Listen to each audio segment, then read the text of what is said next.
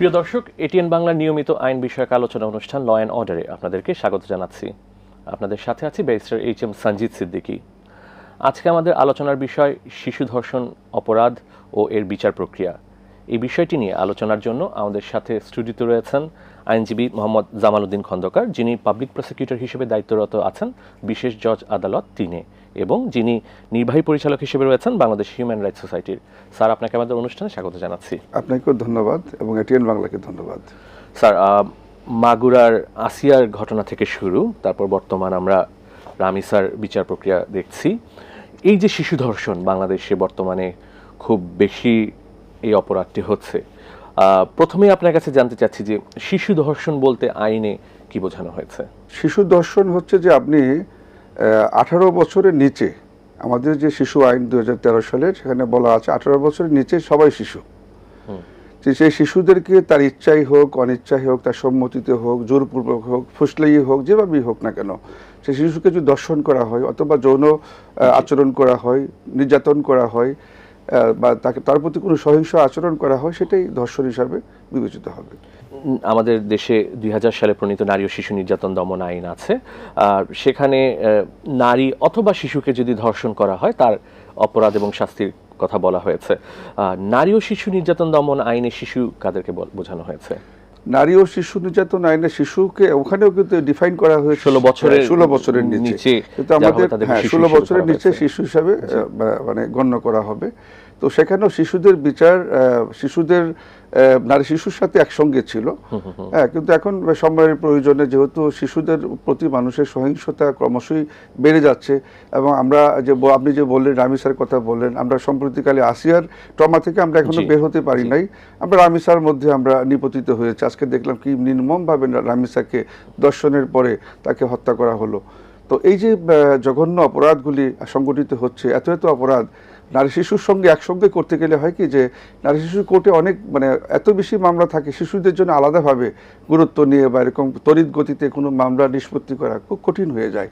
সেই ক্ষেত্রেই কিন্তু আসলে শিশুদের যে দর্শন দমন অপরাধ, যেটা ট্রাইব্যুনাল, সহিংস ট্রাইব্যুনাল যেটা হয়েছে নারী শিশু নির্যাতন দমনের 2000 সালের যে আইনটা আছে, সেখানে কিন্তু ধর্ষণের সংজ্ঞা আছে 9 ধারাতে বলা হয়েছে যে, এবং ধর্ষণের শাস্তির কথা বলা আছে। কিন্তু এই বিষয়টা হচ্ছে শিশুদেরকে আলাদা করলো কেন? মানে শিশুদের আগে তো একসঙ্গে বিচার হতো, সুনির্দিষ্টভাবে 9-2 ধারায় বলা হয়েছে শিশু ধর্ষণের কথা। এখন যে 26-এর নারী শিশু নির্যাতন দমন আইনের 26 ধারাটাই ছিল, এখন 26-এর ক ধারায় এই যে সহিংস শিশুদের প্রতি যে সহিংস ট্রাইব্যুনাল, সহিংসতার জন্য ট্রাইব্যুনাল পৃথকভাবে ট্রাইব্যুনাল হয়েছে, সেখানেই শিশুদের বিচারটা হবে এবং শিশু সুরক্ষা দেওয়া সম্ভব সেই আইনের মাধ্যমে। জি, আপনি শিশু সহিংসতা দমন ট্রাইব্যুনালের কথা বলছিলেন, আমি সেই বিষয়ে আসছি যে বিশেষ ট্রাইব্যুনাল করা হয়েছে।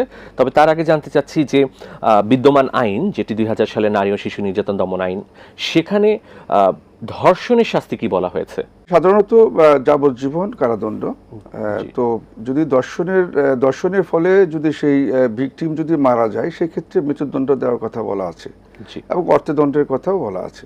জি, আর বর্তমান সময়ে আইনটি সংশোধন করে আপনি যেটি বললেন যে শিশু ধর্ষণের জন্য আলাদা বিধান করা হয়েছে, বিশেষ করে 9-2-এ, যেখানে সর্বোচ্চ শাস্তি মৃত্যুদণ্ডের কথা বলা হয়েছে যদি কোনো শিশুকে ধর্ষণ করা হয় বা ধর্ষণের ফলে তার যদি কোনোভাবে তার মৃত্যু সংঘটিত হয়, সেক্ষেত্রে মৃত্যুদণ্ড অথবা যাবজ্জীবনের শাস্তির কথা বলা হয়েছে। আমি আপনার কাছে জানতে চাচ্ছি যে যেটি দ্বারা আমি আসলে অনুষ্ঠানটি শুরু করেছিলাম, যে শিশুদের প্রতি যে সহিংসতা, এই সহিংসতা বর্তমান সময়ে আমাদের সমাজে বৃদ্ধি পাওয়ার কারণ কি বলে আপনি মনে করেন? এখানে হয় কি, যে অনেকগুলি বিষয় থাকে শিশুদের প্রতি। আসলে এই সহিংসতাটা আজকে নতুন নয়, এটা আসলে আমার মনে হয় যে এত ব্যাপক হয়তো ছিল না, কিন্তু ছিল। এর আগে অনেক আমরা এই যে কুসংস্কার থেকে বের হতে পারতাম না। শিশুরা নির্যাতিত হলে পরিবার থেকে এটা গোপন করা হতো। আমরা সামাজিক ভয়, আমাদের পারিবারিক ভয়, এটা মেয়ে শিশু বা ছেলে শিশু আইন, কিন্তু এখন ছেলে শিশু কিন্তু এখন ইনক্লুড করা আছে, ছেলেরাও কিন্তু বলাৎকার হচ্ছে। তো সেই ক্ষেত্রে এই উভয়ই কিন্তু শিশু, 18 বছর নিচে হলে আমরা শিশু বলবো। তো এই আইনটা আসলে এই যে বিষয়টা আগে আমরা হাইড করা হতো, এখন এই যে বর্তমান সমাজে মানে বর্তমান সময়ে আর কি মানুষ একটু সচেতন হয়েছে, আর মানুষ এই যে আপনি যে প্রশ্নটা করলেন যে এই শিশুদের প্রতি সহিংসতা বৃদ্ধি হওয়ার কারণ হচ্ছে যে আসলে আমাদের সামাজিক অবক্ষয় আমি প্রথমত বলবো। দ্বিতীয়ত হচ্ছে যে আমাদের নজরদারি, পারিবারিক যেটা নজরদারি থাকে, একটা সময় ছিল যে পারিবারিকভাবেই মানে সন্তানের প্রতি যে নজরদারিটা ছিল, এখন কিন্তু সেটা নাই। আর এখন এই যে অনলাইনে যে আপনি অপব্যবহার করা হচ্ছে, আমরা যে অনলাইনের মাধ্যমে পরিচিত হচ্ছি, দেখা যায় খুব কম বয়সে অ্যাডাল্ট হয়ে যাচ্ছে এরা বিভিন্নভাবে, যে পর্নোগ্রাফি ছড়িয়ে পড়ছে সব জায়গায়। অ্যাবিউজ, আমি সেটাই বলছি যে আমরা এটাকে অ্যাবিউজ করছি। এই যে অ্যাবিউজ করছি মানে আমরা ইউজ করি, কিন্তু এই যে আপনার অনলাইন ইউজ করে কিন্তু অনেকেই কিন্তু অনেক রিচ হচ্ছে, অনেক জ্ঞান গরিমা তাদেরকে সমৃদ্ধি করতে পারছে, আবার অনেকে এটাকে অ্যাবিউজ করে এদের মেধা মননশীলতাকে নষ্ট করছে এবং তারা এই যে অন্যায়ের দিকে বা অপরাধের দিকে ধাবিত হচ্ছে। এটা কিন্তু একটা বিষয়। আরেকটা হচ্ছে যে আমাদের বিচারিক যে দীর্ঘসূত্রিতা, এটা মানুষ যদি যে এই যে মামলা করে যদি তাৎক্ষণিকভাবে এটা বিচারটা পেত, তাহলে কিন্তু মানুষ এই মামলার দিকে আসতো। কিন্তু এই যে এই কারণেই কিন্তু সহিংসতাটা বেড়ে যাচ্ছে, যে বিচার যখন হয় না, সুষ্ঠু বিচার যখন হয় না, আর বিচার যখন ডিলেইট হয়, জাস্টিস কিন্তু তখন থাকে না। একটা মানুষের বিচারের প্রতি আস্থা নষ্ট হয়ে যায়, প্রমাণ নষ্ট হয়ে যায়, সাক্ষীরা আদালতে আসতে চায় না, সাক্ষী দিতে চায় না, এবং দেখা যায় যে একটা ঘটনার ভিকটিমের উপরে প্রেশার থাকে, আবুসের প্রেশার থাকে বিভিন্নভাবে, সামাজিকভাবে প্রেশার থাকে, টাকা পয়সার প্রলোভন থাকে, বিভিন্ন কারণেই কিন্তু হ্যাঁ এই অপরাধটা মানে আমরা যেহেতু দ্রুত যখন কোনো নিষ্পত্তি দিতে পারি না, তখনই কিন্তু অপরাধটা ব্যাপক আকারে ছড়িয়ে পড়ে। আপনি একটি যে বিষয় আপনার আলোচনায় আপনি বললেন যে পিতামাতাকে সচেতন হতে হবে, তার সন্তান কোথায় যাচ্ছে, তার শিশু সন্তান কোথায় যাচ্ছে, কার সাথে মিশছে, এই বিষয়টি আমি আপনার আলোচনায় পেয়েছি। কিন্তু যেটি হচ্ছে যে পিতামাতা এখানে কি আসলে আপনি দায়িত্বটা কি রাষ্ট্রের উপর বর্তায় না, যে শিশুরা, কারণ আমরা রামিসার বেলায় যদি দেখি, রামিসা কিন্তু শুধু তার নিজের ঘরে পাশের যে প্রতিবেশী তাদের দ্বারাই ধর্ষণের শিকার হয়েছেন। কাজে এই যে একটি শিশুর নিরাপত্তা, এটি দেওয়ার দায়িত্ব তো রাষ্ট্রের। এখানে পিতামাতা সচেতন হলেও রাষ্ট্রে যদি আপনার আইন শৃঙ্খলা যদি যথাযথ না থাকে, রাষ্ট্র যদি প্রত্যেকটি শিশুর সুরক্ষা দিতে ব্যর্থ হয়, সেক্ষেত্রে কি আসলে শিশু ধর্ষণ নিয়ন্ত্রণ করা সম্ভব হবে বলে আপনি মনে করেন? মোটেও না। রাষ্ট্রের তো আমি মনে করি যে সবচেয়ে বড় ভূমিকা রাষ্ট্রের। নাগরিকের যে আপনাদের আমাদের নিরাপত্তা দেওয়ার যে সুরক্ষা দেওয়ার যে রাইট, সেটা রাষ্ট্রের প্রতি নাগরিকের অধিকার, সাংবিধানিক অধিকার। এবং আমাদের যে জাতিসংঘের যে মানবাধিকার সনদেও কিন্তু শিশুর সুরক্ষার কথা বলা হয়েছে। তো সেখানে আপনি দেখবেন যে আপনি যে কথাটা বললেন যে পারিবারিক যে নজরদারি বিষয়টা বললেন, আমি মনে করি পরিবার কিন্তু একটা বড় বিরাট বিষয়। রামিসা যখন ঘর থেকে বের হয়ে গেল, আমরা যতটুকু জানি রামিসা বের হয়ে গেল ক্লাসের আগেই। যখন ঘর থেকে বের হয়ে গেল, তো রামিসাকে কিন্তু একটা সময় পর তাকে খোঁজাখুঁজি করা হয়েছে। রামিসার মতো একটা মেয়ে, আমি বলবো যে সচেতনতার এই কারণেই বলবো যে রামিসার মতো একটা মেয়ে যখন আমার ঘর থেকে বের হয়ে আমার ফ্ল্যাটের মধ্যেই, আসলে তো ঢাকা শহরে তো আপনি জানেন একটা ফ্ল্যাটের সাথে আরেকটা ফ্ল্যাটের সেরকম কোনো সংযোগ থাকে না, যোগাযোগও থাকে না। আমার সামনের ফ্ল্যাটে কে বসবাস করে, অনেক সময় আমরা এত ব্যস্ত থাকি যে কারোর সাথে কারোর কোনো ইন্টিমেসি থাকে না, আমরা ইন্টিমেট হই না বিভিন্ন কারণেই, বা হওয়ার সুযোগ পাই না। রামিসা যে এখানে প্রায় আধা ঘন্টার মতো সময় বাসায় ছিল না, সেই সময়টা সে কোথায় ছিল, তার মতো একটা বাচ্চা মেয়ে, সেটা কিন্তু পরিবারের নজরদারি থাকলে, আসলে পরিবারের নজরদারির বিষয়টা, রামিসার বোন আছে একজন, আর রামিসার বাবা তো বাসায় ছিল না তখন, মা বোধহয় নিচে গিয়েছিল কি কাজে। তো আমরা এটা বলবো যে আমাদের পরিবার যে ভেঙে যাচ্ছে, এটা পরিবার যে অনেক দরকার, অনেক বড় প্রয়োজন। আমাদের যে পারিবারিক যে বন্ধনটা আগের মতো নাই। কিন্তু একজন শিশু তো অবাধে বিচরণ করার অধিকার রাখে, তিনি যেখানে যাবেন তিনি খেলাধুলা করতে পারবেন, নির্দ্বিধায় যেখানে তার মতো বিচরণ করতে পারবেন। কিন্তু এখানে কি শুধু পিতামাতার যে দায় সারা ভাব, সেটিকে আপনি না, সেটাও আমি বলবো না যে আপনি যে কথা বলছেন না, এটা অ্যাবসলিউটলি একটা মানে কি বলবো যে সুষম রাষ্ট্র যেটাকে বলে, আদর্শ রাষ্ট্রের যে কথা বলছেন, যে আইনের যে আমাদের শাসন করা, মানবাধিকার নিশ্চিত করা, তো সেভাবে হয় কি আমরা এখনো, আমি বলবো যে এখনো আমরা সেই পর্যায়ে যেতে পারিনি। যে আমাদের পার্শ্ববর্তী দেশ, আমরা থাইল্যান্ড বলেন বা পার্শ্ববর্তী নেপাল বল, বিভিন্ন ওখানে রাত্রে 10টা নাই, রাত 2টার সময় একটা মেয়ে কিন্তু ঘুরে বেড়াইলে তার নিরাপদ, তার কিন্তু আমি দেখেছি যে আমার পার্শ্ববর্তী দেশেই থাইল্যান্ডে রাত 3টার সময় মেয়েরা ঘুরে বেড়াচ্ছে। এদের যে স্বাধীনতা, অবাধ স্বাধীনতা, এখানে কেউ একটু হেলেও বলছে না থাকে। মানে এই যে নিরাপত্তাটা, আমরা কিন্তু এখনো ওই পর্যায়ে পৌঁছতে পারি না। যদি আমরা মুসলিম দেশ, আমরা বলি যে আমরা মুসলমান বা আমাদের সংস্কার বেশি, কিন্তু কথা হচ্ছে যে নিরাপত্তাকে রাষ্ট্রকেই দিতে হবে, রাষ্ট্রই দিবে। কিন্তু হয় কি যে যদি আমরা যদি মানে সবাই যদি সচেতন না হই, আমরা যদি সামাজিকভাবে যদি কনসাসনেসটা আমরা বাড়াইতে না পারি, সামাজিক দায়বদ্ধতা যদি আমরা না করতে পারি, আমরা যদি একজন অপরাধীর বিচার সুষ্ঠুভাবে না করতে পারি, এখন দেখবেন যে একটা মামলা হলে হয় কি, এটা আমাদের যে বিচারটা কেন হয় না, মানুষ কেন আস্থাহীনতায় ভোগে, এই অপরাধগুলি কেন হচ্ছে। একটা মামলা যখন দায়ের হয় কোর্টে, সেই মামলাটা ফরেন্সিক ডিপার্টমেন্টে যদি পাঠানো হয়, ফরেন্সিক ডিপার্টমেন্ট কি করে, রিপোর্ট দিতে অনেক দেরি করে, মানে এত ডিএনএ রিপোর্ট আসতে দেরি করে, এতে তদন্তের বিষয়টা তদন্তটাও সঠিকভাবে হয় না, সঠিক সময়ে হয় না। যার প্রেক্ষিতে হয় কি, তদন্তের জন্য একটা সিস্টেমেটিক হয়। আমাদের দেশে যে তদন্তগুলি হচ্ছে, পিবিআই বলেন, সিআইডি বলেন, এখানে অনেক ত্রুটিযুক্ত তদন্ত হচ্ছে। আমি মনে করি যে, আমি ব্যক্তিগতভাবে, এটা আমার পার্সোনাল অপিনিয়ন, তদন্তগুলি সুষ্ঠুভাবে হচ্ছে না। বিচ্ছিন্নভাবে তদন্তগুলি না করে যদি তদন্তটা সেল করা হতো, সে তদন্ত সেলের জন্য জাস্টিসকে প্রধান করে তদন্ত সেল করা হতো, তাহলে মনে হয় তদন্তগুলি সুষ্ঠু এবং সুন্দরভাবে। এখানে মনিটরিং করার কিছু থাকে না, এনাদের এসপিরা অনেক সময় সিগনেচারকে দেখেও না যে কি হয়েছে। এখন এই দীর্ঘসূত্রিতার জন্য তদন্তের রিপোর্ট আসতে দেরি হয়, ফরেন্সিক কোনো ডিএনএ টেস্ট বা যে কোনো টেস্ট, বিচারা রিপোর্ট, এগুলি পাইতে দেরি হয়, যার ফলে হয় কি যে বিচারটা প্রলম্বিত হয়। প্রলম্বিত হলে হয় কি যে আলামত নষ্ট হয়ে যায়।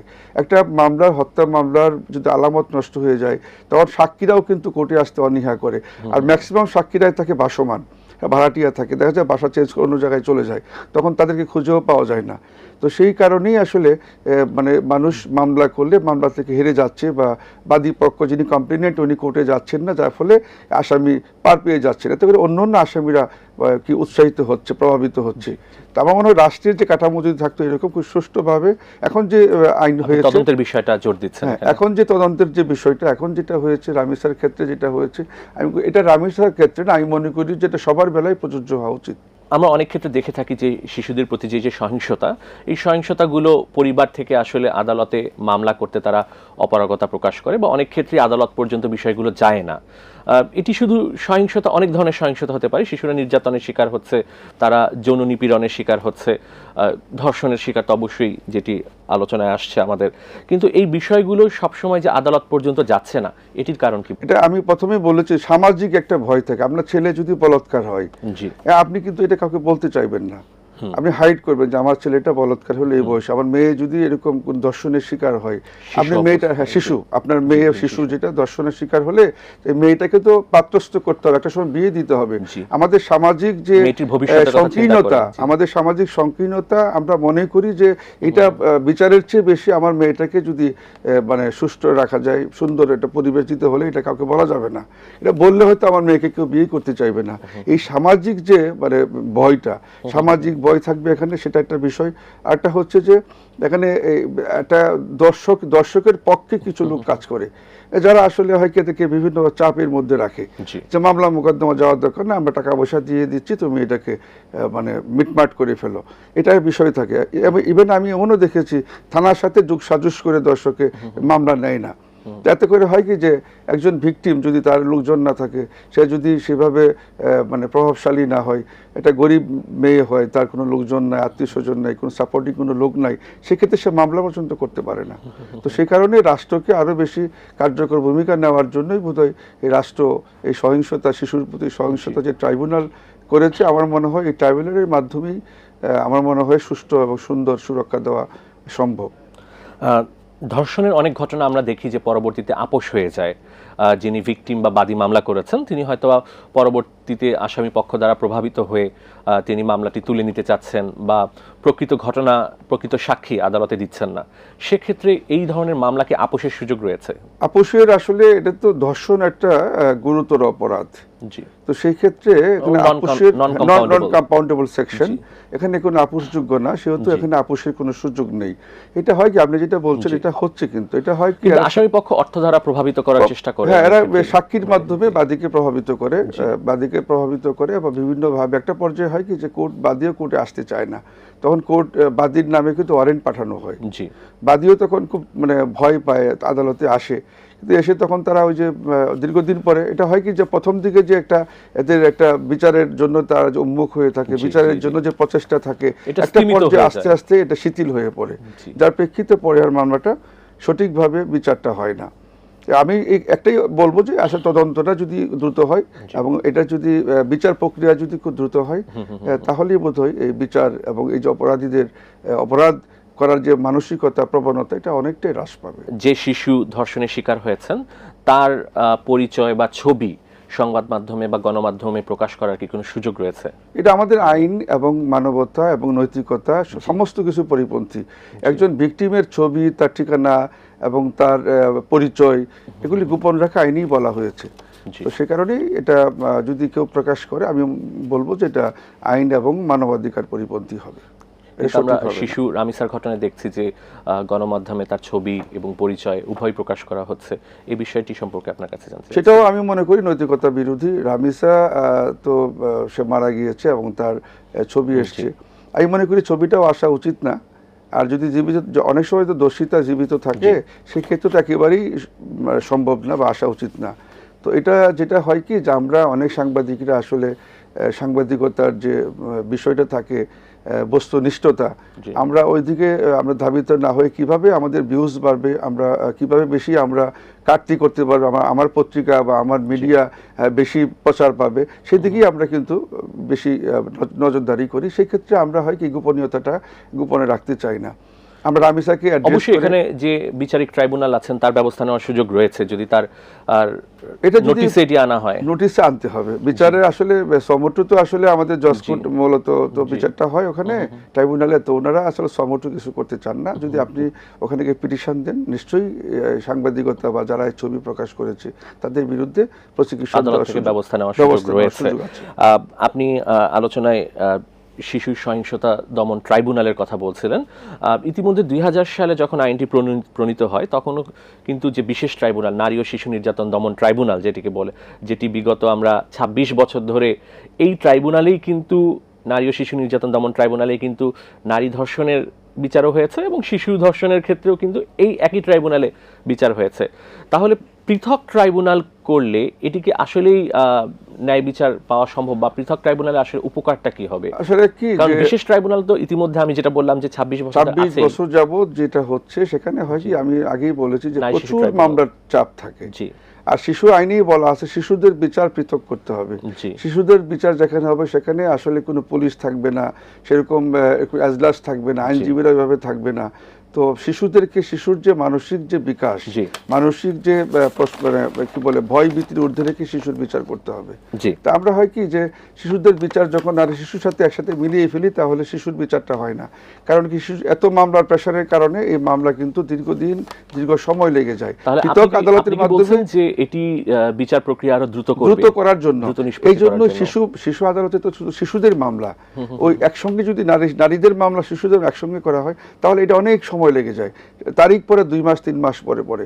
এতে করে হয় কি, বিচারটা দীর্ঘসূত্রিতার কারণে বিচারটা হারিয়ে যায়, শিশুটা সঠিকভাবে বিচার পায় না, অপরাধীরা উৎসাহিত হয়, তো আর শিশুরা নিগৃহীত হয়। এখন যেহেতু সহিংসতা শিশুদের জন্য দর্শন দমনে আলাদা ট্রাইব্যুনাল করা হয়েছে, ওখানে মামলার প্রেশার কম, শুধুমাত্র কেবলমাত্র একমাত্র শিশুদের বিচারটা ওখানে হবে। সেই ক্ষেত্রে খুব দ্রুততম সময়ে বিচারক সেই বিচারটা করতে পারবে, এদের হাতে অন্য কোনো কাজ নেই, শুধু শিশুর বিচার হবে। তো সেই কারণে এখানে তো বলাই আছে 7 দিনের মধ্যে চার্জশিট দিতে হবে। কিন্তু যিনি বিচারক হিসেবে দায়িত্ব পালন করছেন শিশু সহিংসতা দমন ট্রাইব্যুনালে, তিনি তো একজন দায়রা জজ হিসেবেও, দায়রা জজ, উনি দায়রা জজ হতে পারে, অতিরিক্ত দায়রা জজ হতে পারে, ডিস্ট্রিক্ট জাজ হতে পারে। এটা আদালতে, এটা আমাদের সরকার মহানগরে বলেন, বাইরে ডিস্ট্রিক্টে বলেন, দায়রা আদালতের দায়িত্ব থাকছেন। হ্যাঁ, উনি একজন জেলা জজ, উনি দায়িত্বে সে মামলাটা করবেন এবং উনি সুন্দর সুষ্ঠুভাবে সে মানসিকতা নিয়েই, এবং শুধু শিশুদের বিচার, এখানে অন্য কোনো বিচার হবে না। সেই কারণেই ওই 2000 সালের যে আইনটা হয়েছিল, নারী শিশু নির্যাতন দমন আইন, সেই আইনটাকে এখানে আপনার কি বলে আলাদা করে নিয়ে এসে শিশু সহিংসতা দমন যে ট্রাইব্যুনাল করা হয়েছে, সেই ট্রাইব্যুনালের জজ একজন জেলা জজ পর্যায়ের একজন মানুষ, উনি সেখানে শুধু পার্টিকুলার এই বিচারটা করবে, শিশুদের বিচারটা করবে। যেহেতু আমাদের দেশে ক্রমশ শিশুদের প্রতি সহিংসতা, ধর্ষণ, খুন এগুলি বেড়ে যাচ্ছে, তো আমরা যে রামিসার কি দেখলাম, এই যে শর্ট টাইমের মধ্যে বিচারটা রামিসা পেয়ে গেল, এটা যদি মানুষ পায়, এটা যদি অপরাধীরা বুঝতে পারে, তারা কিন্তু এই কাজ করতে কিন্তু তারা উদ্বুদ্ধ হবে না, তারা কিন্তু অনেক নিরুৎসাহিত হবে এবং ভয় পাবে। আমরা চাই, আমরা আজকে এই আলোচনার মাধ্যমে আমরা এই মেসেজটা দিতে চাই যে এই বিচারটা খুব সংক্ষিপ্ত সময় যদি হয় তাহলে অপরাধ অনেকাংশে দমন হবে এবং শিশুর সুরক্ষা হবে এবং এটি দৃষ্টান্ত হিসেবে থেকে যাবে। জি, আপনি দ্রুত বিচার নিষ্পত্তির কথা বলছিলেন। আমরা রামিসার মামলায় দেখলাম যে ঘটনার 19 দিনের মধ্যে আমরা বিচার প্রক্রিয়া শেষ হয়েছে এবং আমরা দেখেছি যে এই মামলায় প্রায় 14 কার্যদিবসের মধ্যে সম্পূর্ণ চার্জ গঠন থেকে শুরু করে সাক্ষ্য গ্রহণ, আর্গুমেন্ট, যুক্তিতর্ক সবকিছু শেষ হয়েছে। এই যে 14 দিনের মধ্যে নিষ্পত্তি করা হলো, এখানে আপনি মনে করেন যে এটি আসলে একটি স্বাভাবিক প্রক্রিয়া হওয়া উচিত ট্রাইব্যুনালের, নাকি এটিকে আপনি একটি ব্যতিক্রম হিসেবে দেখবেন? আমি মনে করি যে ব্যতিক্রম না। আসলে হয় কি যে যিনি অপরাধী, কারণ আমাদের বিচারিক ইতিহাসে, বিচার বিভাগের ইতিহাসে এত দ্রুত মামলা নিষ্পত্তির ঘটনা আমার মনে হয় খুব বিরল। কাজে এটা কি আপনি কি একটি ব্যতিক্রমী হিসেবে দেখবেন? সরকার থেকে উদ্যোগ নেওয়া হয়েছে বলে এটি হয়েছে। ব্যতিক্রমটাকে আমরা যদি এটা এভাবে বলি যে ব্যতিক্রমটাকে আমরা স্বাভাবিক নিয়ম করে ফেলতে পারলে আমার মনে হয় যে বিচারটা আরো বেশি মানে মানুষের যে আস্থার জায়গাটা আরো বেড়ে যাবে। কারণ কি যে তদন্ত কার্য যদি বিলম্বিত হয়, প্রলম্বিত হয়, জাস্টিস ডিলে জাস্টিস ডিনাই, যে কথাটা প্রচলিত আছে, সেটাই কিন্তু আমি আজকে বলবো যে রামিসার ব্যাপারে যে বিষয়টা হয়েছে এটা ব্যতিক্রম না করে এটাকে স্বাভাবিক একটা উপায় যদি করে, এভাবে যদি চলতে থাকে, আমার মনে হয় এই আমরা এখান থেকে অনেকটাই সুরক্ষা পাবে আমাদের শিশু। জি, আমি সর্বশেষ জানতে চাচ্ছি যে আপনি আলোচনায় ফরেনসিক এভিডেন্সের কথা বলছিলেন যে একটি ধর্ষণের মামলা অবশ্যই প্রমাণ করতে হলে ডাক্তারি পরীক্ষার রিপোর্ট প্রয়োজন এবং ডিএনএ রিপোর্টটা প্রয়োজন। আমরা এই ঘটনায় দেখলাম যে অতি দ্রুত ডাক্তারি পরীক্ষার রিপোর্ট এবং ডিএনএ অ্যানালাইসিস রিপোর্ট দুটিই পাওয়া গেছে, বাট স্বাভাবিকভাবে এই দুটি রিপোর্ট পেতে কয়েক মাস লেগে যায় আমরা দেখেছি। এখানে কি পরিবর্তন আনা সম্ভব? আসলে এটা হয় কি সদিচ্ছা। আমি মনে করি যে এখানে আমাদের মাননীয় প্রধানমন্ত্রী এই মামলা নিয়ে উনি নিজে উদ্বিগ্ন ছিলেন, ও দেশবাসী উদ্বিগ্ন, আমরা উদ্বিগ্ন, আমরা যারা আইন এবং বিচার সবাই কিন্তু উদ্বিগ্ন। ডিএনএ রিপোর্ট দ্রুত করার ব্যবস্থা করার জন্য তাহলে টেকনোলজিক্যালি আমাদের আরো আমাদের ইমপ্রুভমেন্ট আছে, ইকুইপমেন্ট আছে, আসলে সদিচ্ছার অভাব ছিল। বা ডিএনএ ল্যাব বৃদ্ধির সুযোগ রয়েছে। হ্যাঁ, ল্যাব আমাদের আসলে এগুলি করতে অনেক সময় লাগে না, হয় কি আমরা ফেলে রাখি। এটা কোর্টের একটা আদেশ যাওয়ার পরে কোর্ট যদি বাইন্ডিংস দিয়ে দেয় যে এত দিনের মধ্যে এটা দিতে হবে, এই ল্যাব থেকে এটা দেওয়া কিন্তু একেবারেই ওরা কিন্তু দিতে বাধ্য। কিন্তু আমরা সব জায়গার মধ্যে একটু শিথিলতা থাকে, তো যার ফলে বিচারটা প্রলম্বিত হয়। তো এই রামেসের যে বিষয়টা যেভাবে হয়েছে, আমার মনে হয় যদি সবার সদিচ্ছায় সমান থাকে, তদন্তকারী কর্মকর্তা এত শর্ট টাইমের মধ্যে ও চার্জশিট দিয়েছে, একদিনে 15 জন সাক্ষ্য গ্রহণ হয়েছে, কিন্তু আমাদের আদালতে কখনোই একদিনে 15 জন সাক্ষী নেওয়ার নজির নাই। যদিও আমি বিডিআর কোর্টে আমরা নিয়েছি, সেটা তো ব্যতিক্রম ছিল, হ্যাঁ, বিডিআরদের কোর্ট, সে বিডিআর বিদ্রোহ মামলায়। তো এখানে রামেসার ব্যাপারে যেটা হয়েছে, আমি মনে হয় এইভাবেই এই গতিতেই যদি শিশুদের বিষয়গুলি আমরা দেখি, আমরা যদি এই দায়িত্ব নিয়ে যদি এই কাজগুলি সবাই করি, কেন বাচ্চা শিশু কিন্তু আমার আছে, আপনার আছে, সবার আছে, শিশু সবার, এই রাষ্ট্রের। তো রাষ্ট্রের সম্পদকে সুরক্ষা দেওয়া যে রাষ্ট্রের দায়িত্ব, সে কারণে সবাইকে সচেতনভাবে এবং খুব মানে দায়িত্ব নিয়ে এই কাজ, সদিচ্ছা নিয়ে এবং নিজের মানবিক মূল্যবোধ থেকে এই কাজগুলি যদি করি, তাহলে এই অপরাধীরা অনেকাংশেই আমার মনে হয় এই অপরাধ থেকে তারা বিমুখ হবে। যে আমরাও আশা রাখতে পারি যে প্রত্যেকটি শিশু ধর্ষণের শিকার যে পরিবারগুলো আছে তারা ন্যায় বিচার পাক। স্যার, আমরা অনুষ্ঠানের শেষ পর্যায়ে চলে এসেছি। আপনাকে অনেক ধন্যবাদ স্টুডিওতে এসে আমাদেরকে সময় দেওয়ার জন্য। আপনাকে অনেক ধন্যবাদ এবং এটিএন পরিবারকে অনেক ধন্যবাদ আমাকে ইনভাইট করার জন্য। প্রিয় দর্শক, আমরা অনুষ্ঠানের শেষ পর্যায়ে চলে এসেছি। আপনাদের মূল্যবান মতামত বা পরামর্শ আমাদের কাছে চিঠি লিখে জানাতে পারেন এই ঠিকানায়। পরিচালক, law and order, ATN Bangla, ওয়াসা ভবন, 2য় তলা, 98 কাজী নজরুল ইসলাম অ্যাভিনিউ, কারণ বাজার, ঢাকা 1215। তাছাড়া আমাদের কাছে ইমেইল করতে পারেন l.orderatn@gmail.com। আগামী পর্বে আইনের নতুন কোনো বিষয় নিয়ে নতুন কোনো অতিথির সাথে আপনাদের সামনে উপস্থিত হচ্ছি। সে পর্যন্ত ভালো থাকুন। খোদা হাফেজ।